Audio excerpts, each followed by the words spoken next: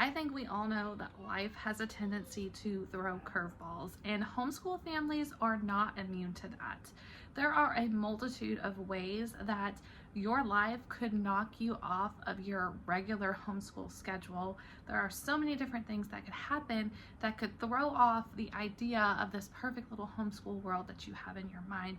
But there are some ways to deal with those curveballs and continue homeschooling your children. So in today's video, that's what I'm going to share with you. I'm going to give you my best tips for homeschooling while you're in a crisis, while you're dealing with stuff that's out of the ordinary. So stay tuned. Hello, my name is Joni. I am a homeschool mom of 7. I blog at simplelivingmama.com, and today I'm going to be talking all about homeschooling when life is a little out of whack. So I think we can all relate to that. Now, there are a variety of things that can throw off your typical homeschool schedule. Sometimes they're really, really big things. A death in the family, a birth in the family, a move. Those constitute like huge life changes, and homeschool families are certainly not immune to any of those. Sometimes there are some smaller things that happen, like sickness, or just maybe your husband is having to get a new job, or you're going through some sort of transition like that. There's a variety of different reasons that your regular homeschool schedule could be completely thrown out the window. So I'm going to give you guys my best tips for dealing with that. And I've got a few different ideas for handling the homeschooling depending on what the situation is that you are currently dealing with. Before I jump into that, I'm going to give a quick update on what's going on in our lives. And the reason that I'm doing this video right now is because our lives are kind of chaotic and crazy. In my last video, I talked all about how the government shutdown is affecting my family. We're supposed to be moving very soon, just in a couple of weeks, actually. And, you know, I was really, really panicking a week ago because we weren't going to be getting any of our entitlements that we need to make this move happen.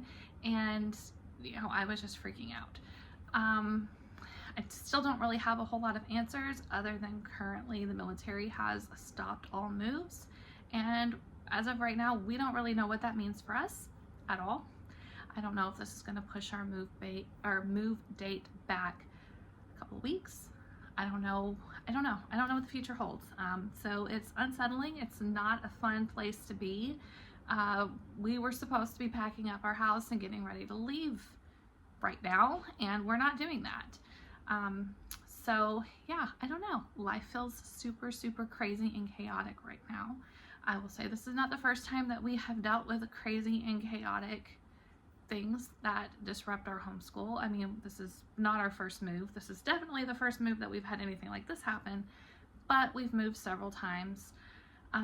We've had several babies. We've dealt with sickness. So let's go ahead and get into the video and my tips now that I've kind of given you guys a little bit of an update on what's going on with us. So first of all, let's talk about crisis homeschooling. So let's say like you're having to move, somebody passes away.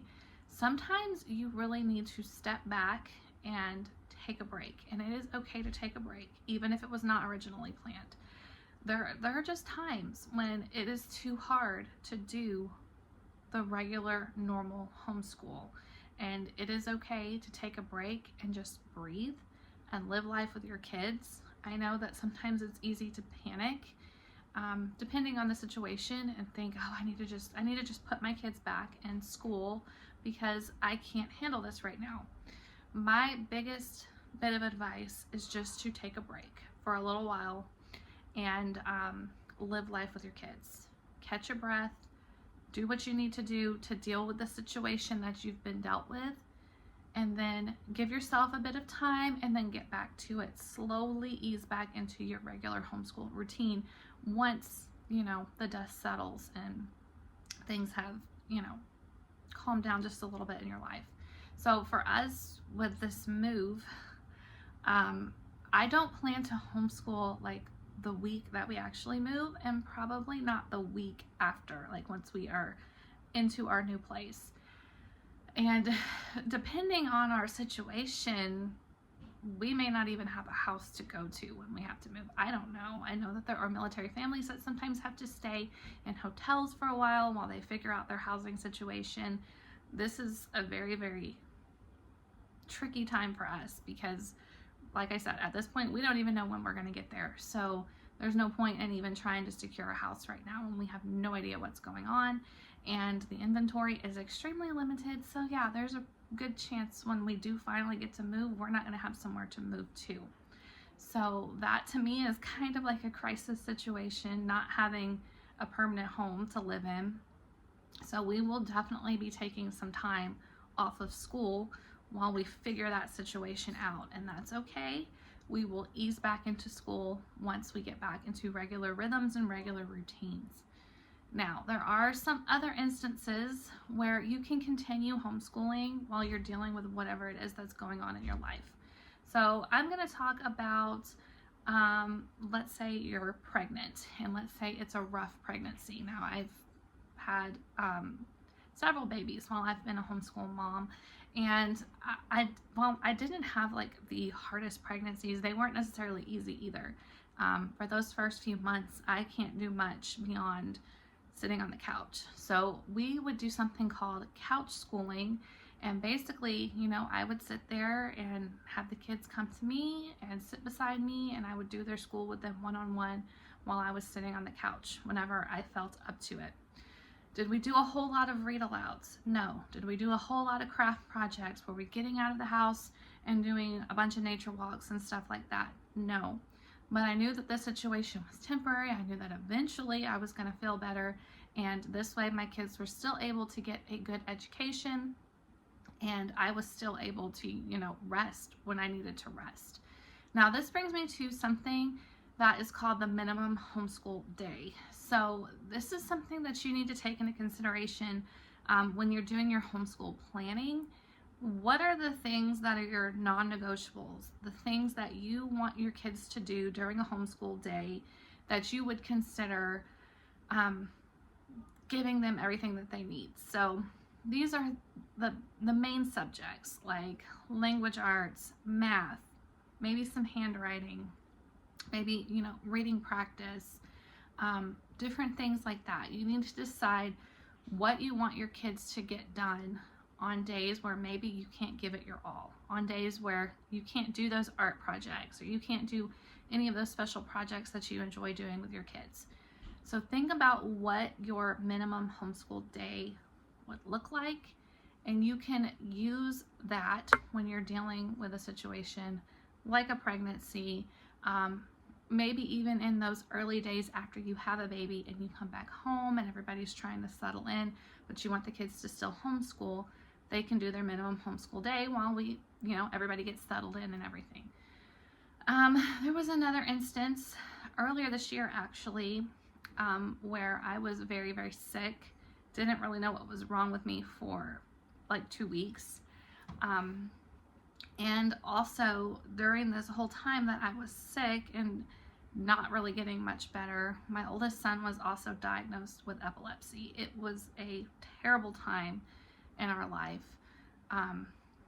He had his second seizure while I was feverish and dealing with my mono sickness that I had for 3 weeks. And I remember having to call the ambulance, and they had to come and take him to the hospital, and I went with him, but I had taken like some medicine for my fever, so I was like sweating profusely, and I don't know what they thought was wrong with me. I told them I had been sick, and at that point I didn't know what I was sick with. Different doctors were misdiagnosing me at that point. It was rough, and like I said, that was like a 3-week ordeal, you know, on top of also dealing with my oldest son needing to get on medications, and we were trying to figure out, you know, what his new normal was going to look like as well. So we didn't do a whole lot of homeschool during that time, mostly because I was physically unable to do it. Also, I just gave my son some time off so that way he could, you know, process what he was going through. So, you know, like I said previously, there are definitely times where you just might need to take a little bit of time off And then you might have to work a little bit longer. You know, maybe you weren't planning to homeschool during the summer. You may have to work a little bit further into the summer than you intended, and that's what we did. Once everybody was finally better and everything was a bit more stable after that. One last thing that I would suggest you do if you are trying to homeschool during a particularly difficult time is to look into some outside resources. Now, this can look a lot of different ways depending on what's available to you and what you're comfortable with. For us, that looks a lot like using online courses. We really enjoy several different online courses. It looks like using documentaries. It looks like using some learning apps sometimes, and different things like that. Audiobooks are really good. That way it takes some of the pressure off of mom to do every single thing with the child, which can be extremely difficult, especially when you're going through a difficult time. Another thing that you can consider are outside classes. Now, like I said, this is really going to depend on what's available to you in your area. I know some areas have nothing. Some areas have co-ops where parents are expected to participate, and you may not be able to give all of that right now. But sometimes there's also different co-ops or classes that are more like a drop-off environment, and that would give your child you know, some time out of your house, out of a possible crisis situation, and they would be able to learn and be with other kids who are also homeschooled. So that could look like art classes, that could look like, let's see, what are some things that we've done? We've done art classes in the past, we've done robotics classes, we've done Spanish classes outside of the house as well, and those were like standalone classes that I found that were available to homeschoolers in our community. You could also look into just extracurricular activities as well, dance, sports, different things like that, if you have the capacity to participate in those extracurricular activities. Those would definitely be helpful during a time when you may not be able to give 100% to your homeschool. So those are just some things to think about if you're going through a rough time in your homeschool. Know that you're not alone. Know that many families face a variety of challenges. And one of the great things about being a homeschooler is you have the ability to overcome those challenges. We have the ability to do what we want to do, right? And to make things work for ourselves. So I definitely recommend taking a little bit of time, figure out what's going to work for your family during this time when you're going through a difficult situation. Put it into practice. Lots of prayer is great too. You're going to get through this, whatever it is, and things are eventually going to get better. All right, guys, so that is it for today's video. If you enjoyed this video, please give us a thumbs up and don't forget to subscribe to the channel. I will see you in the next one.